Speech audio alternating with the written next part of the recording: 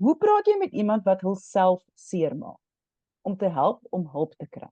Hoe gaan jy met hulle daaroor gesels? Nou, ek wonder net, die seermaak, is dit op 'n fisieke vlak of 'n emosionele vlak? Wil jy vandag bespreek? Wat sê jy verkies? Kyk, ek dink ons kan eintlik albei bespreek, want enige vorm van selfbesering, of dit emosioneel of fisies is dit is tog baie belangrik en dit is relevant in vandag se gesprek.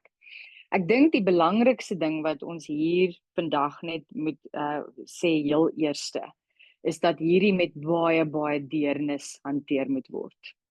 Ek vind in praktyk of net in ons professie dat die reaksie tot sny of self seermaak baie of meeste van die tyd die situasie vererger. Met ander woorde, iemand leer dat 'n geliefde hulle self sny of hulle self beseer of hulle self seermaak en die reaksie daarop veroorsaak soveel drama en soveel trauma dat die persoon wat eintlik besig is met 'n baie persoonlike, baie seer, baie kwesbare proses, moet dan almal anders om hulle se emosies ook dra en ook beskerm en ook, jy weet, ons noem dit, wat's daai fawning ding, ek weet nie eers wat jy dit in Engels noem nie, waar daai persoon dan nog verder hulle eie behoeftes temper om almal om hulle te akkommodeer. En dit is die teenoorgestelde van wat ons wil doen wanneer ons iemand help wat hulle self beseer. Nou kyk, selfbesering kan in verskeie forme plaasvind. Emosionele selfbesering lyk tipies soos goeie soos selfsabotering, negatiewe selfgesprekke, baie negatiewe denke oor goeters en hulle raak vasgevang en verstrengel in daai ding. En dan 'n fisiese besering is nie altyd net iemand wat hulle self sny nie, maar dit kan wees in gevalle waar hulle byvoorbeeld in uiters warm baddens klim of enigiets wat vir hulle 'n sensoriese ervaring gee. Ek het baie in Step Down het ek gevind, sjoe, hierdie ou is nou al vir die 16de keer in 'n kar ongeluk. Wat gaan regtig hier aan? Dis nie dat hy nie kan bestuur nie, maar eintlik is hy konstant besig om 'n manier te vind om daai uiting te kry vir 'n spesifieke ding. En natuurlik as iemand in die hospitaal beland, dan word hulle raak gesien en hulle word ondersteun op 'n manier wat hulle dalk eintlik van kleins af nodig gehad het.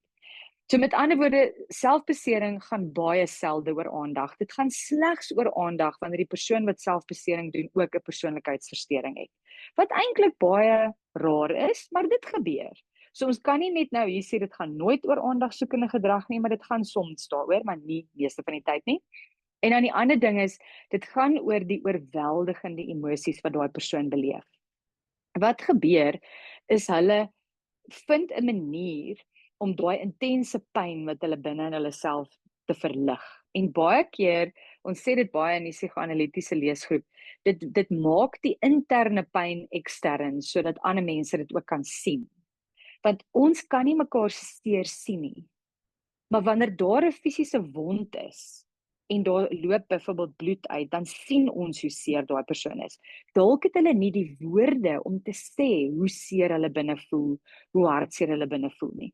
Jy vind hierdie hoofsaaklik met mense wat 'n trauma beleef het en hulle het nie die woorde, die manier om te kan sê ek voel ongelooflik hartseer of seer binne in my en ek weet nie wat om daarmee te doen nie. Dit gebeur ook en dit kom weer terug by my eerste punt. As daar 'n selfbesering plaasvind, is dit omdat die omgewing al klaar nie kan hanteer wat hulle wil sê nie. So hulle weet dit help in elk geval nie, hulle sê dit nie, dit gaan net ekstra moeite en ekstra drama veroorsaak.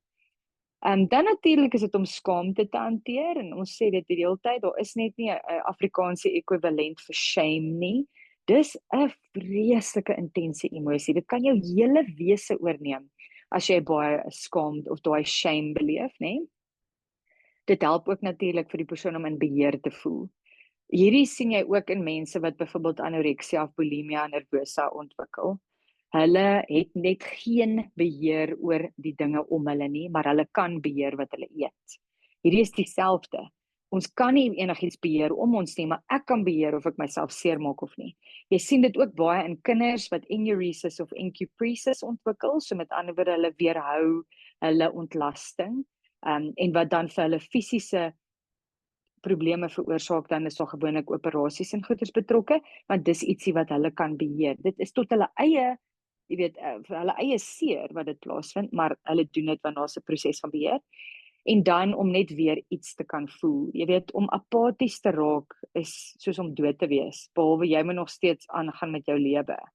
En wanneer jy daai seer, die fisiese seer het, dan kan jy net besef, maar hey, ek lewe eintlik nog. Dit is wat ek met baie gesprekke met mense wat selfbesering doen, sal vir jou hierdie sê. Ek voel net dood binne. So wanneer ek myself sny, dan besef ek, maar ek is nog nie dood nie. So met ander woorde, Freud sou gesê het, dat dit is in baie opsigte 'n nodige ding. Dit sal nooit 'n gesonde ding wees nie, maar dit is 'n nodige ding vir die persoon om te bewys dat hulle nog 'n lewensdryf het. Nou dis wanneer ons dit nie doen nie, jy voel dood binne en jy hou net aan om op daai manier voort te beweer, wat ons die dood die nie die lewensdrang het nie, maar die doodsdrang het, en dan eventueel, dit is nou baie diep hierdie, dis baie psigoanalities in daai opsig. Maar ek dink is nodig dat ons dit noem, dat dit kan ook 'n verskriklike nodige ding wees vir iemand om te besef, maar wag 'n bietjie, ek het nog iets om voor te lewe. My lyf is nog nie dood nie. Ek kan net my emosies uitsorteer. Ja, dit voel nee, maar dit voel amper soos 'n silver lining, soos dat daar is nog hoop. Dit is wat jy probeer sê. Presies. Alles wat jy nou verduidelik het, so vir my as 'n persoon, so sê net maar ek was nou 'n onderwyser of 'n ouer, 'n vriendin of iets, en ek het nou gesien iemand wie ek ken maak hulle self seer, sou ek dit geïgnoreer het. Want ek sou nou so bang gewees het dat ek dit nou verkeerd gaan doen. So kom ons gee gou 'n praktiese benadering tot hierdie. So eerstens, soos jy gesê het, ons gaan nou nie die persoon ons gaan nou nie enige sê hoekom hulle dit doen nie. Ons gaan nou nie sê jy mag dit nie doen nie en jy moet lief wees vir jouself. En daar's mense wat toxic positivity, asseblief nie dit gaan nie werk. Ja, toksiese positiwiteit gaan nie nou werk nie. Ek dink dit is wat jy heel eers op probeer sê. Ons gaan hierdie reaksie moet ons nou eers gou net. Ons wil dit sê en ons verstaan hoekom mense dit sê, maar dit is nie nou 'n goeie ding nie. Wat sou jy Ek hoop so iemand in die onderwys luister nou hier vir my. Kan julle asseblief hieroor praat in LO? Kom ons lei mense op. Kom ons leer goeters wat belangrik is in die lewe. Hulle is welkom by te bel as hulle nou aanstoot neem met wat ek nou gesê het. Maar die LO vank is juist bedoel sodat ons hierdie goeters kan uitsorteer. En die ander ding is, Lorika, is dat seuns dit ook doen. Is dat absoluut. Mense dink ek vind hoofsaaklik doen mans dit. Ja, seuns wat hulle kan wegkom, soos jy sê, soos 'n motorongeluk en so, seuns kan wegkom met vuis slaan, deur 'n muur slaan. Konstant konflik veroorsaak om hulle. Ja, absoluut. Jy vind dit byvoorbeeld met kinders met ADHD. Hulle sal die konflik ontlont want dit laat hulle lewendig voel. Dit laat hulle voel ek is nog relevant. Dis die teenoorgestelde van wat ons vir ouers leer van jy weet, moenie beklei met die kind of wat ook al nie. Vra hoekom beklei die kind die hele tyd met my? Hoekom slaan die seentjie die hele tyd iemand by die skool? Hoekom ontlont hulle daai konflik, jy weet? Maar so ek gaan begin wel met wat jy nie moet doen nie. En ek dink enigiemand wat hier luister, oefen dit in. So moenie paniekerig raak nie. Dit gaan nie oor jou hier nie. Okay? Dit gaan oor die persoon wat besig is om hulle self te beseer. Moenie skree of daai moralisering ding doen nie van wat het jy gedink en wat gaan die Here hiervan sê of wat gaan so en so daarvan sê. Asseblief moenie in daai proses ingaan nie. Moenie dreig nie, want dit gaan nie help nie. Dit gaan nie daai persoon enigsins help om hulp te kry nie. En dan moenie sê, hoe kan jy dit doen? Of hoe kan jy dit aan my doen nie? Skaamte maak dit erger en dit gaan dit vererger. Wat jy kan doen is om baie sag te begin. So indien jy agterkom iemand om jou is besig om hulle self te beseer, kry net eers jou eie emosies rondom hierdie onder beheer en dan begin jy op 'n baie sagte manier ietsie soos ek het iets opgemerk, ek gee regtig baie om vir jou, kan jy my help verstaan wat aangaan? Want kom ons wees eerlik, daai persoon is die ekspert op hulle ervaring. Niemand, selfs die mees hoogs opgeleide sielkundige in die wêreld kan vir daai persoon sê hoe hulle voel nie. En kom ons maak die vloer oop om op 'n veilige plek te kan sê hoe hulle voel. Dan kan jy ietsie sê soos wat gebeur binne in jou voordat jy hierdie drang kry of hierdie behoefte kry om jouself te beseer. En dan erken jy ook die pyn om te sê dit klink vir my of dit regtig baie swaar voel of baie seer voel. Bevestig absoluut alles wat daai persoon sê. Ja, en dan kan jy sê Jy weet, ek wonder of ons nie dalk saam iemand kan kry wat jou ondersteun nie. Jy hoef nie alleen te gaan as jy nie wil gaan nie. Ek sê om jou by te staan of ek sal iemand in die hande kry om by jou te wees. Ek vind baie veral as 'n onderwyser daarop afkom. Dis in baie opsigte en hier's waar die kinderwet regtig triekie raak, want 'n ouer moet in kennis gestel word indien so iets plaasvind. Maar probeer die kind aan jou sy kry om saam met jou met die ouer te gesels. Want dan voel die kind in beheer daarvan of die individu voel in beheer, maar ek kies eintlik om dit met my ouers te deel. Ek kies eintlik dit om dit met my eggenoot of my geliefdes te deel. Kom ons gee daai beheer terug vir hulle. En dan kan jy ook ietsie sê soos jy hoef dit nie alleen te doen nie. Jy hoef niks van hierdie proses alleen deur te maak nie. Ek sien jou raak. Dit is die groot ding. Valideer net daai persoon se menswees en hulle ervaring. En dan kan jy ook ietsie by sê, jy weet jy kan aanbied byvoorbeeld om by hulle te sit terwyl hulle 'n afspraak maak. Baie belangrik. Nie namens hulle die afspraak maak nie, want dan neem jy die beheer weg. Jy neem die verantwoordelikheid in die terapie weg. Ek moet so baie hierdie gesprek met ouers hê. Ek wil graag 'n afspraak maak vir my 25-jarige seun. Dis reg, gee my nommer vir jou 25-jarige seun en dan kan hy my bel en die afspraak maak. Dis verskriklik belangrik. Moenie daai verantwoordelikheid van die persoon wegneem nie, want dit gaan niemand baat. Jy kan ook aanbied om te help soek vir 'n terapeut en dan om saam te gaan indien om net te wys dis 'n spanpoging.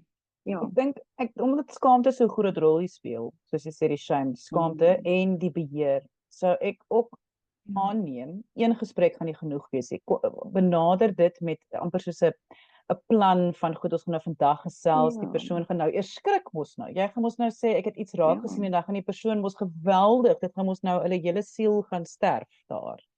So mens moet so half dan besef goed, vandag sê jy net en dis okay en ons gaan nog 'n bietjie gesels rustig en dan weer oor 2 dae kan jy weer 'n gesprek, maar om te besef dit gaan nie binne een gesprek gaan jy die wêreld oplos nie. Absoluut. Dit gaan nie in een gesprek opgelos word nie. Maar ook, ek vind baie keer iemand wat afgekom het op so iets, voel vreeslik, maar maar hulle wou dit wegsteek, wat as ons nooit daarop afgekom het nie. Die realiteit is, iemand wat hulle self beseer, wil in hulle onderbewussyn hê mense moet uitvind, hulle is nie okay nie. Want weer eens daai lewensdryf. Ek wil dit uitvind. As iemand dit regtig nie wou hê nie, het hulle dood eenvoudig die besering gedoen op 'n plek wat jy dit letterlik nooit kan sien nie. Maar dis gewoonlik op die binnebeen of die binnearm en dan word daar 'n kort mou hemp gedra of 'n kort broekie gedra of ietsie sodat dit raak gesien kan word. Dis die doel daarvan is nie daai die wegsteek daarvan nie. Die doel is om te toets wie gaan my genoeg raak sien om te kyk onder my arm of ek myself byvoorbeeld seermaak of ek ietsie doen.